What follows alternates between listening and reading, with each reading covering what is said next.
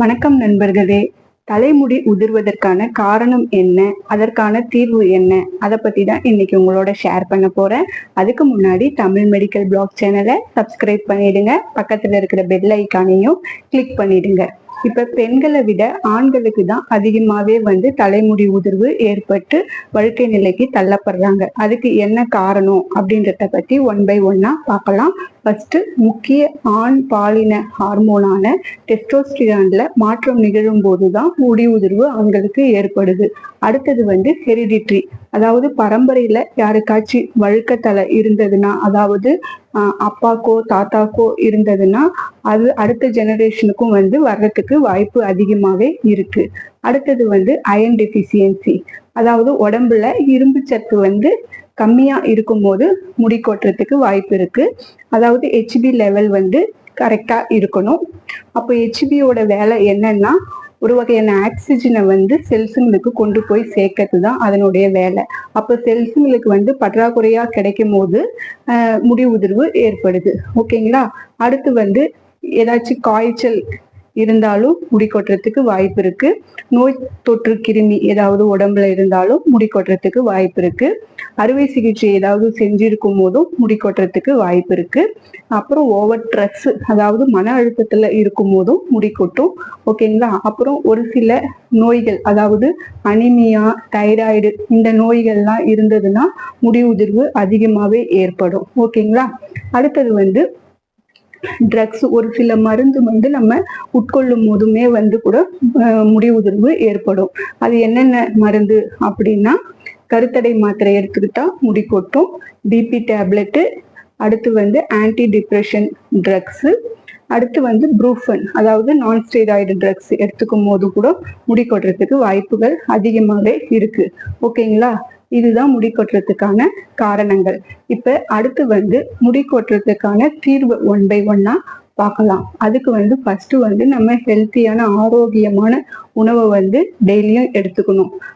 ஹெல்த்தியான உணவு எதுல இருக்கு முடி கொட்டுறதை தவிர்ப்பதற்கான ஹெல்த்தியான உணர்வு அப்படின்னு பார்த்தோம்னா, கலோரிஸ், புரோட்டீன், அயன், இந்த ஃபுட்டுலாம் அதிகமா எடுத்துக்கும் போது முடி உதிர்வை நம்மளால கண்ட்ரோலுக்கு கொண்டு வர முடியும். கலோரிஸை பத்தி ஃபர்ஸ்ட் பார்ப்போம்.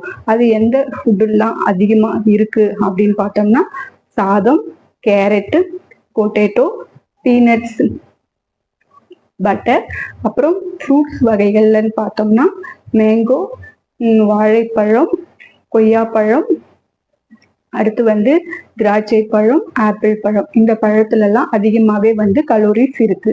ஓகேங்களா. அடுத்து புரோட்டீன், புரதச்சத்து நிறைந்த உணவுகள் பார்த்தோம்னா இறைச்சி வகைகள், மீன் வகைகள், பருப்பு வகைகள், பச்சை பயிறு, பால், அடுத்து பால் சம்பந்தமான பொருட்கள் அனைத்திலையுமே புரதச்சத்து அதிகமாவே இருக்கு. அடுத்து அயன் சத்து நிறைந்த உணவுகள்னு பார்த்தோம்னா பச்சை காய்கறிகள், கீரை வகைகள், பேரிச்சம்பழம், அடுத்து முட்டை. இதுல எல்லாத்துலயுமே அதிகமாவே அயன் சத்து இருக்கு. ஓகேங்களா. இப்ப நம்ம முடி வளர்றதுக்கு முக்கியமான விட்டமின் ஒண்ணு இருக்கு. அது என்னன்னா விட்டமின் பி, பயோட்டின் அப்படின்னு சொல்லுவோம்.